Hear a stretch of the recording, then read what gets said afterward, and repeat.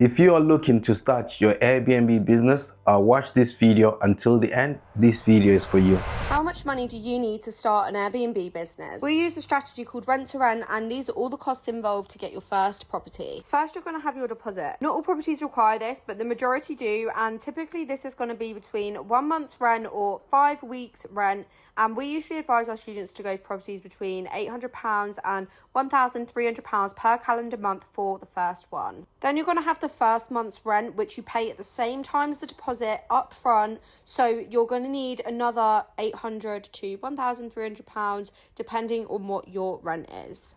You're also going to need to pay for all the bills at this property, so things like water, electric, gas, council tax, Wi-Fi, etc. These differ from property to property, but it's usually around £300. Another thing you're going to need to think about is your contracts, and you can either get these drawn up every time you get a new property, and this could be upwards from £500 every time, or you could become a member of the PIMS, which is what we use, and this is a property mediation service, and they provide all the contracts that you'll need for this kind of agreement. And this membership is $1995 per year, but they obviously provide other services other than this.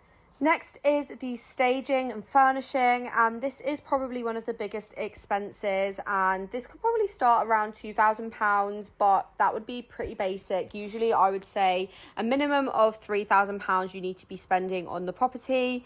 Obviously this depends on the size and the standard that you want it to be, but you can make this a bit cheaper by using things like the 0% finance from IKEA, and this will just mean that you pay for it monthly rather than it eating into your cash flow straight away. Once the property's been staged, then obviously you're going to need to take some photos of it, and of course you can take these yourself for free if you've got a good camera and if you are good at taking photos. But if not, then it's probably a good idea to get some professional photos taken, and this could be anywhere up to about £200, I would say. Then you're going to need certain softwares such as a channel manager.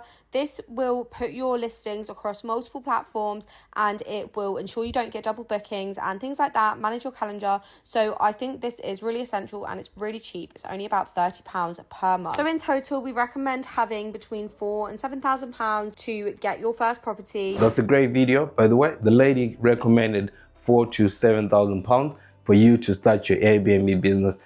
Here, I'm going to break down the cost, and I'll base it on a specific location, because in this video, she gave a broad location where the rents are £800 to £1,300, and she didn't specify the size of the property. So I'll take you, we'll start with the property in Birmingham. That's the Midlands. Yeah, I literally got an example. I think I did a video of it, of a property which we got in Birmingham, and how much we paying rent.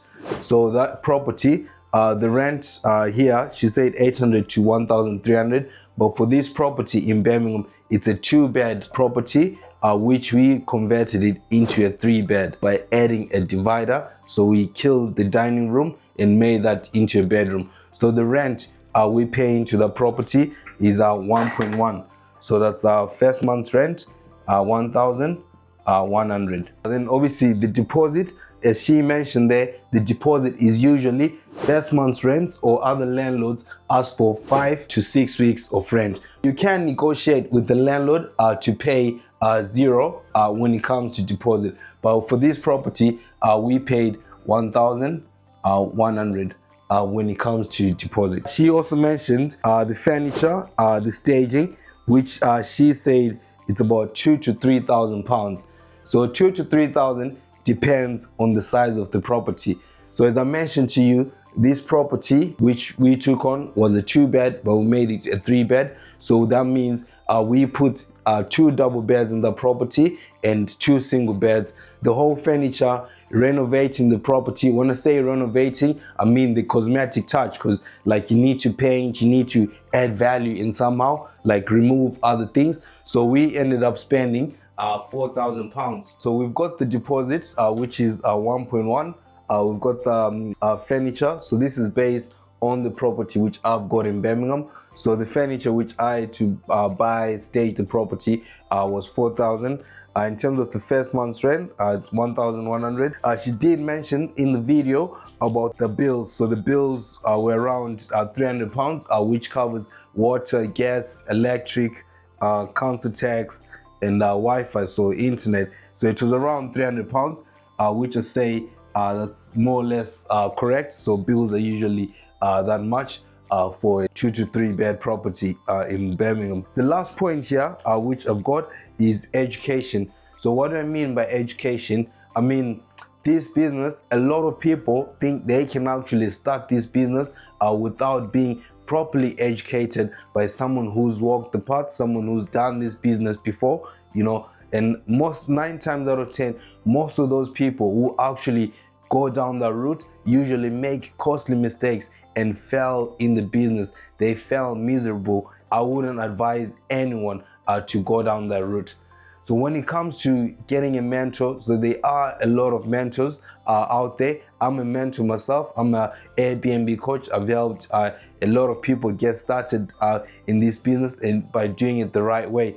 So this education usually costs around £3,000 to £6,000, and for other property strategies, it's north of £10,000-15,000. Yes, you might think that's expensive, but if you think education is expensive, try ignorance and we'll see how far that takes you. My friend, I'll say budget 3 to 6K when it comes to education. So this example was solely based on a property in Birmingham. I do have a lot of students who are based in London, and they always say, oh, you always give examples in Birmingham, in the Midlands. I mean, I always give examples of where I've actually got properties. I don't have a property in London, but I've got mentees who are operating in London. So I just typically reiterate these numbers based on the numbers which I see for some of my students. So when it comes to renting out a property in London and subletting it on Airbnb, typically for a 3-bed property, people usually pay deposit and rent of around £2,000. Obviously, it depends on the location in London. So you can work out which zone you are, whereabouts in London you are. So let's say, for argument's sake, as an example, we'll say £2,000 if the property rent is £2,000. So you pay deposit over £2,000. When it comes to furniture and renovations, so furniture is going to be the same whether you are in Honolulu, Hong Kong, London. The furniture is going to be the same, more or less, in the price. So we'll still keep what? 4K for furniture. So I did mention in this property we got in Birmingham, we did slight renovations there. So the renovation was mainly like painting and decorating the property. So if you're going to do the same thing in London, if you're doing it yourself or you're hiring someone, it might be a bit expensive because London rates for handymen are a little bit higher, because I mean, at the end of the day, it's the capital city, right? So yeah, so you might, in fact, maybe for furniture and renovation, for London, just budget 5K, just to be on the safe side. First month's rent as well, the rate is for London, so that's going to be like 2K based on the property you've taken. First month's bills, yes, bills are usually the same, but let's just put like a little bit higher. We'll say 400 because of obviously we're operating in the capital city. Everything just is a little bit expensive in London. Then when it comes to education, your mentors, etc., my prices are still the same whether I'm teaching someone who's in London, Scotland, Wales, or anything. It's still the same education, still the same information. So these rates usually don't change, but you just need to find someone who you resonate with, someone who you trust, and someone who's actually done this before, because there are a lot of fake gurus out there. There are a lot of scammers with actually 0 properties, but they're teaching this stuff, So don't buy on the fake lifestyles or fake things you see there, but actually come to people who've actually done this before and they've got like proof of concept, or they've got properties which they own or properties which they do rent out from landlords and sublet on Airbnb. So yeah, so these are like the typical startup costs for this Airbnb business.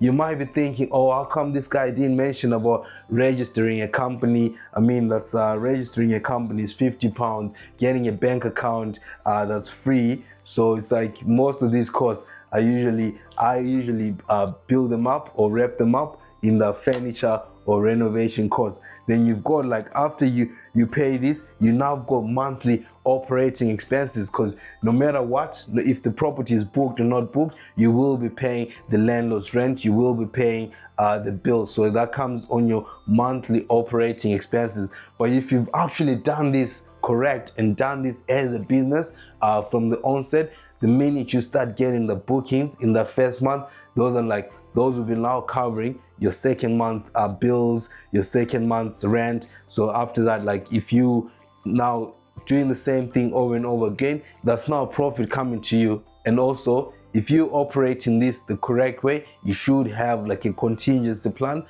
contingency or a risk pot in your bank account, just in case of emergency or something happens, etc. So you just have to have like backup funds to cover you.